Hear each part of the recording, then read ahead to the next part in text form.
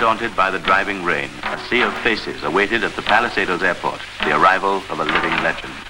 To some, he was the King of Kings, the Lion of Judah, even a god. But to most, he was a mild-mannered monarch who had won the respect and admiration of Jamaicans. The air was charged with excitement as anxious, expectant faces searched the skies for the first glimpse of the great silver bird that would bring their hero to Jamaican soil for the first time. Members of a local cult, the Rastafarians, who were easily distinguished by their long beards and unshorn locks, and who worship this figure as a deity, were present in full force.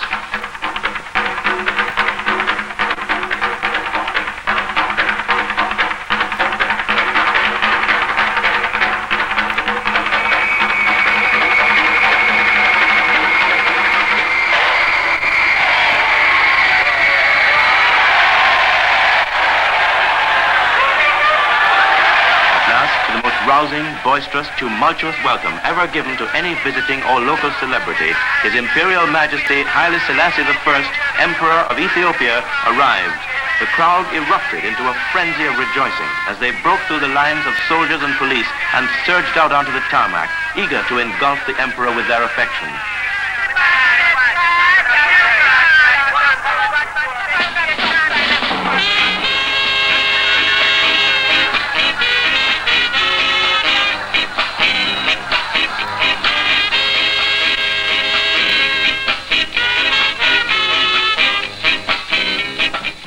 The ceremonial welcome that was planned had to be abandoned as the avalanche of men, women, and children swept away all semblance of order.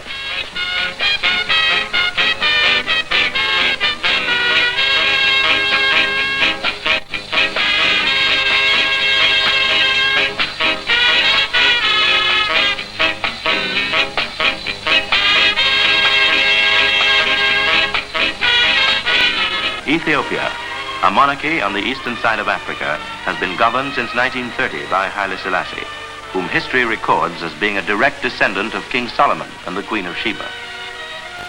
Jamaica was among the places visited by His Imperial Majesty on his tour of the Caribbean area.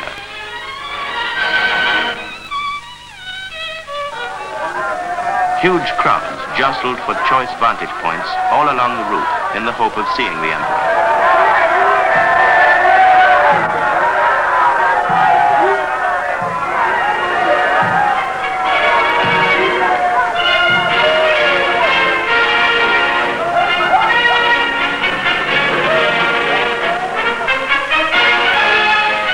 George VI Park, thousands also awaited his arrival.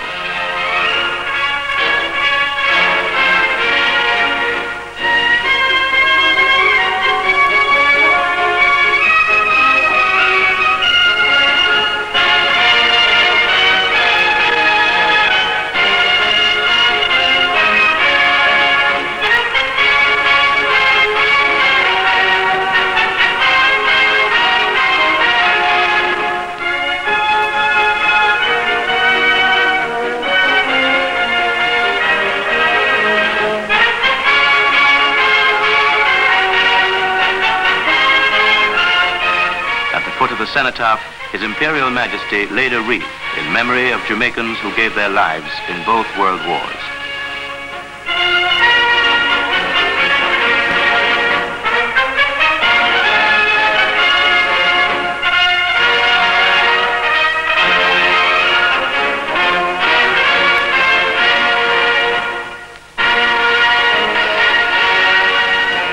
The tomb of the noted Jamaican patriot Marcus Garvey was also visited by the Emperor.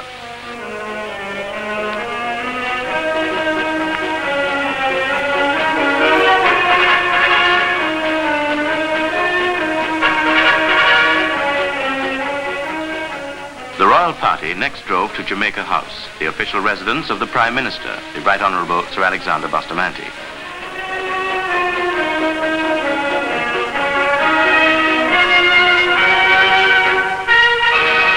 The Emperor was introduced to Sir Alexander and Lady Bustamante by the acting Prime Minister, the Honourable Donald Sangster.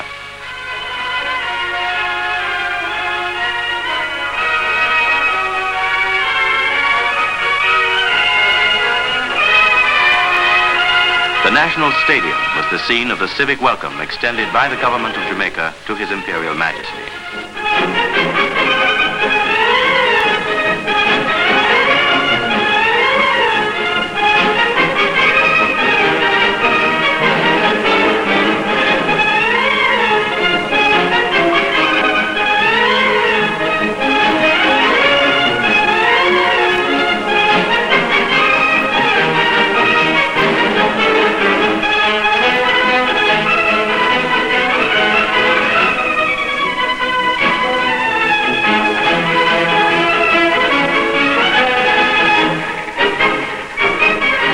The acting Prime Minister read the address of welcome. Your Imperial Majesty,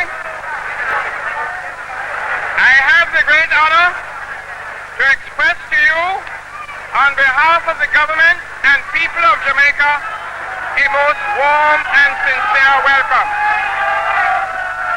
This, your first visit to Jamaica, is for us, Your Majesty, a most important and significant event. We have long hoped for this occasion, and your presence with us today is assuredly, Your Majesty, a high point in our history. Mr. Eustace Bird, one of the two KSAC commissioners, presented the keys of the city to the Emperor.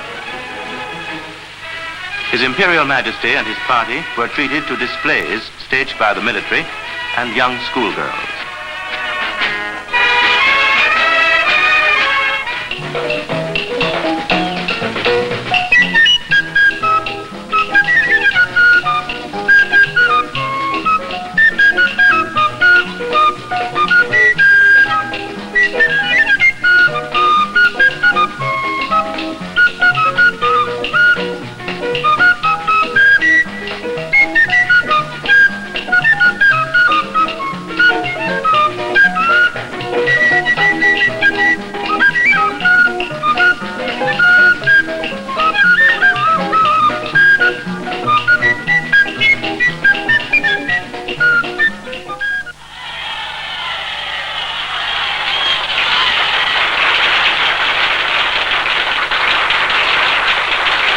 The next stop for the royal party was King's House, the official residence of His Excellency the Governor-General, Sir Clifford Campbell.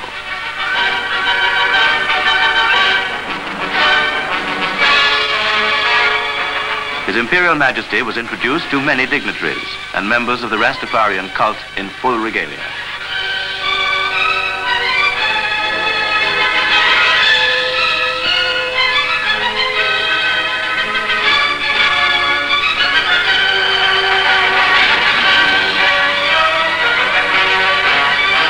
The Emperor afterwards presented gold medallions to the Rastafarians.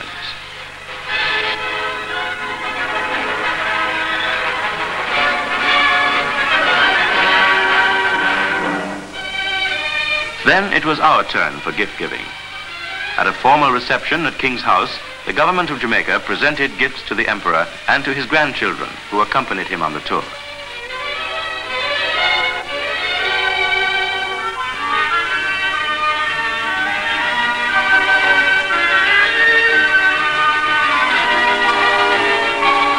Flanked by officials of state and the military, he was escorted across the lawns of King's House.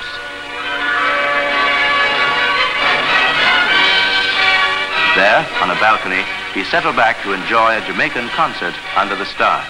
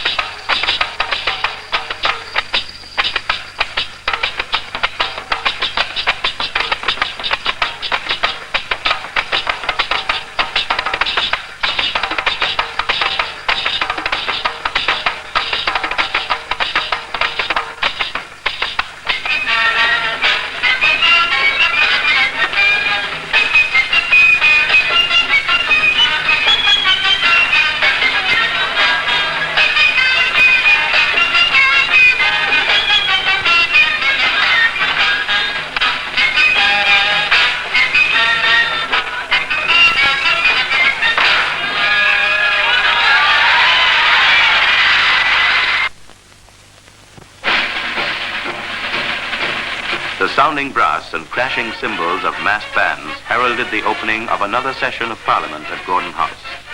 This session would be addressed by His Imperial Majesty.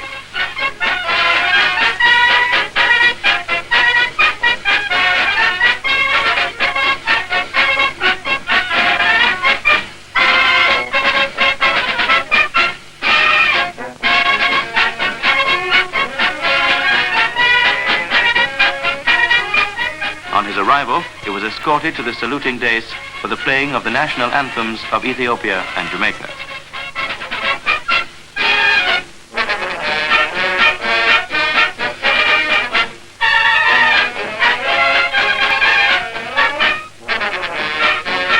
He was then ushered into the council chamber.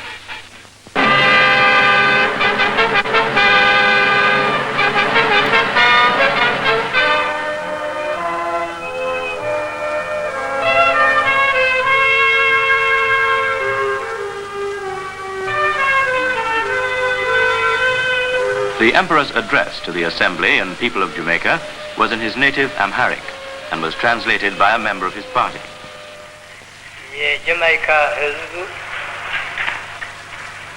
I had always wished to come and visit Jamaica. Now, thank God, this wish of mine has been fulfilled.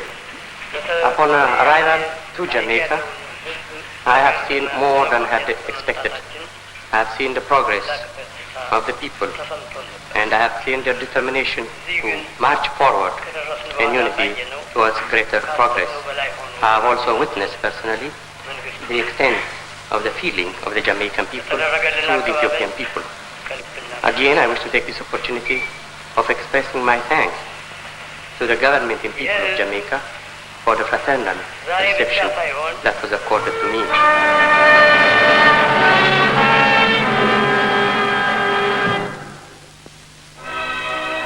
Among the academic institutions visited by His Imperial Majesty were Jamaica College, the College of Arts, Science and Technology, and Mico College. And here at Mico College, one of Jamaica's oldest teacher training institutions, he was met by the principal, Mr. Glenn Owen.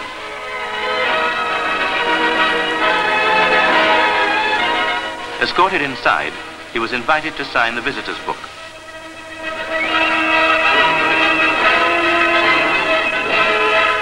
And a gift was presented to him by one of the pupils.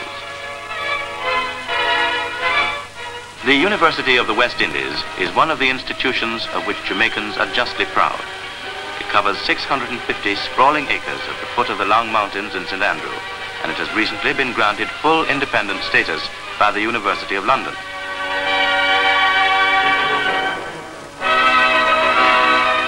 Members of the faculty, student body, and prominent citizens gathered to witness the ceremony in which the honorary degree of Doctor of Laws will be conferred on His Imperial Majesty.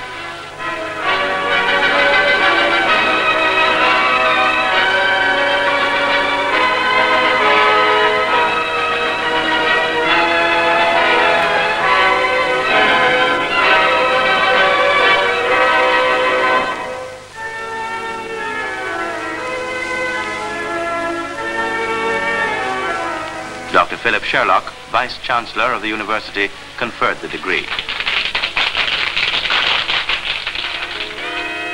The Emperor's reception for the Governor-General and people of Jamaica was held at the Sheraton Kingston Hotel.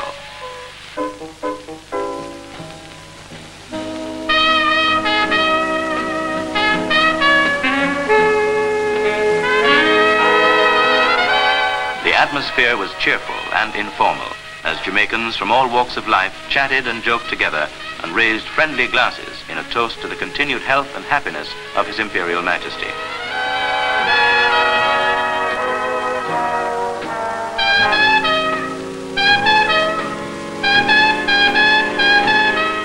As a personal gift, the Emperor entrusted to the government the funds to erect a school. At the chosen site on Payne Avenue, hundreds gathered to witness the stone-laying ceremony.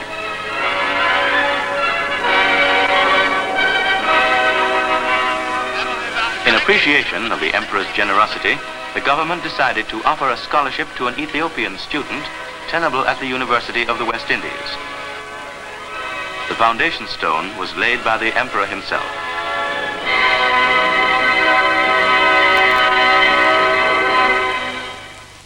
from the conquering land of the God of Judah. Chanting, placard-bearing Rastafarians swarmed all over the Kingston railway station as they awaited the arrival of the Emperor.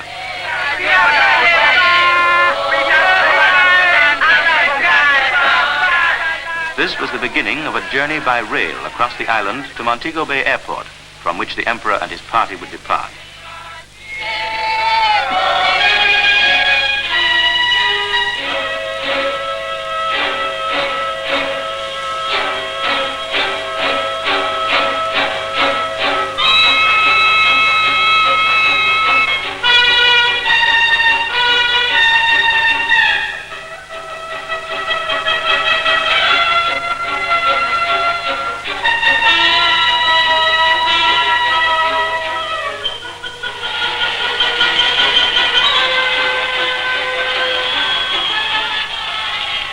The train stopped briefly at Spanish Town, but the vast multitude, carried away by emotion and enthusiasm, broke out in a wild free-for-all in which several persons were injured.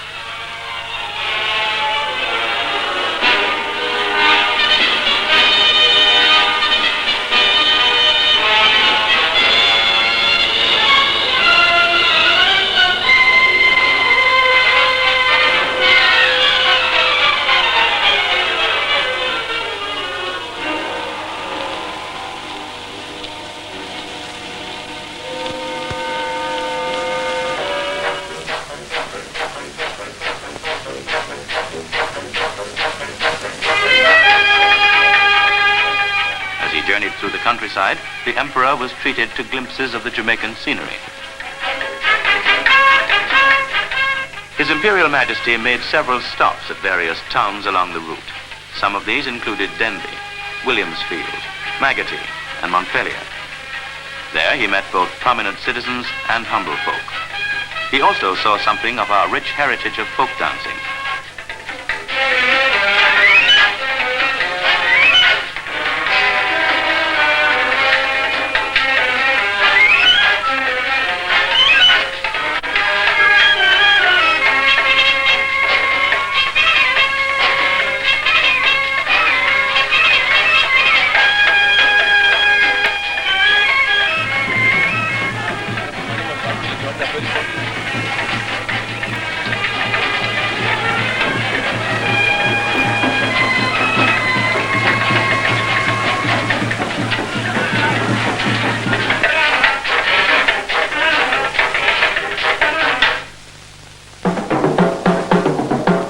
Montego Bay, the scene was almost unbelievable. Thousands crammed the streets and lanes and carpeted the rooftops. Many of them were Rastafarians who had come from all over the island to catch a final glimpse of the Lion of Judah.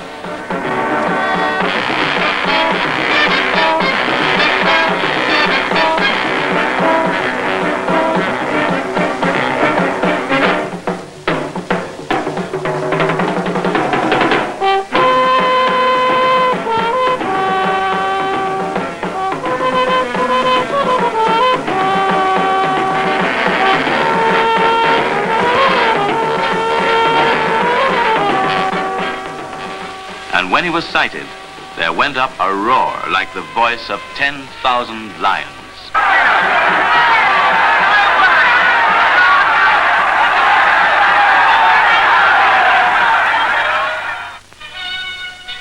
At Montego Bay Airport, His Imperial Majesty was given the military honors that were thwarted on his arrival at the Palisadoes Airport by the overzealous welcome. Here, strong detachments of soldiers and police kept the huge crowds at bay.